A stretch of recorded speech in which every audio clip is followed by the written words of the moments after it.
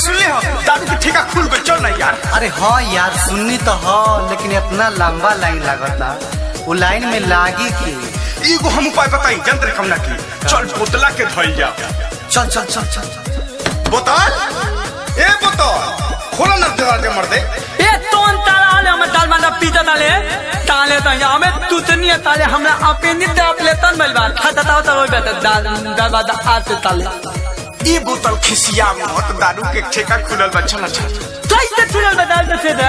हाँ खुलल बा, लेकिन अपना मौगियों के लेना है लेडीज के पहले मिनट ना। सुन ना हम अपेंडिक का प्रथम में तो मोदी मानी लगी ना मारी भौजी के हम माना। चल ले चल लिए ताला पैसा ता वाले पैसा मत सुनने ये बोतल बकरिया बेच ए ताले ताई मैं बात नहीं बेन जा मैं मांगे माईता। अरे मौगी के छोड़ से पैसा वैसे टेंशन, पैसा हम कर्जा पे उठौले बनी, सबके दारू पिलाएंगे, पूरा गांव को पिलाएंगे। पिएगा पिएगा पी के मार जाएगा। ए ताले ला देना हमरा के पोलात भेदाला आ पुलिस जितना मालता ताले तू तन लालता है त ताले पोलात ताले ला दी। यही से न कहत कि मौगी के ले लो, ओकरा के नाम मरी है। तू अपना मदद ले ला ताले हमर मौगी नहीं कर दिया। हां ताले आ 30 रुपए दे देबे तू किने बा।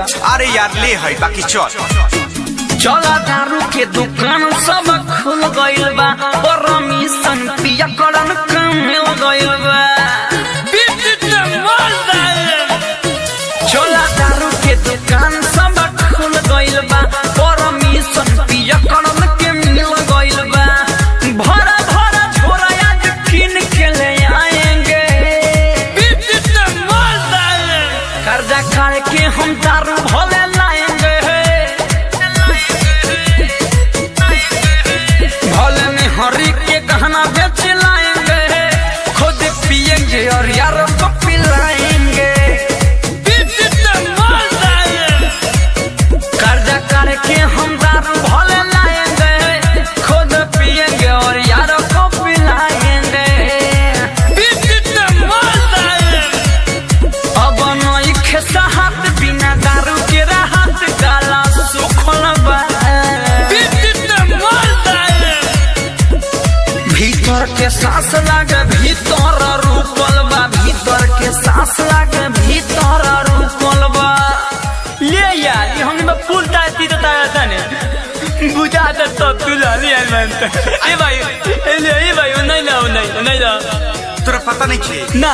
अरे बहुत दिन के बाद ठेका खुलल बटे तो जानता रे ग्राहक देवता सामान होला। देवता के फूल से स्वागत कइल जाला नु, देवता के स्वागत कइल जाला। ठीक से लाइन में लग, ठीक से ठीक बा ए भाई तन सीधा ला ए फूल वाला भाई है ना तनी और सीधा ना रे बोतला ठीक से खड़ा रह, तो पुलिसिया लगे सब छुड़े। हाली हाली भाई चल देर न करो एक पल, लंबा लाइन बाटे लागल, दारूला सब पागल।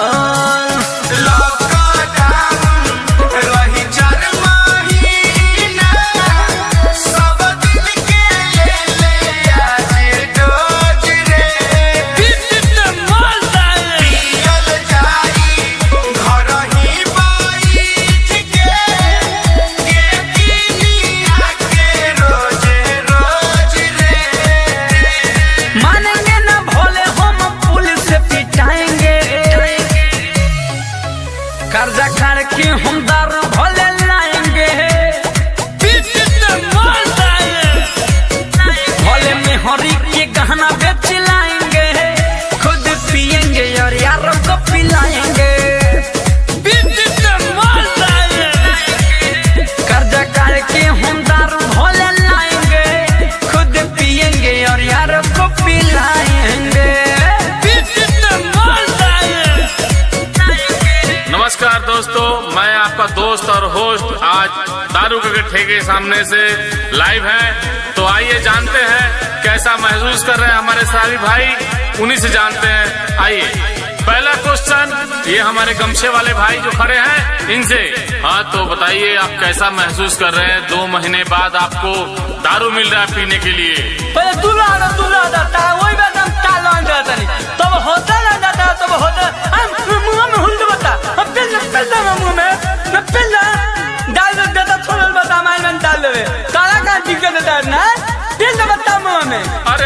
गुस्सा हो गया सर। मैंने बताया तू तो ना होती हाय दसवा है ऑपरेशन भाई अपेंडिक्स के हम सोचनी दारू पिए थे तब ठेका सब बंद हो गए हम ना बताती। अरे ये तो गुस्सा हो गए। आइए मिलते हैं अपने दूसरे शराबी भाई से। ना जाने फिर कब भेटाई मौका फिर नहीं आई बकर बेच की नब दारू बोले मारी हम कमाई। अरे बड़का छोटका सब लेला हाली से ससुराल जाई राई हो बंदी जाती फिर होई जाई ता फिर नहीं हमनी के भेटाई हो।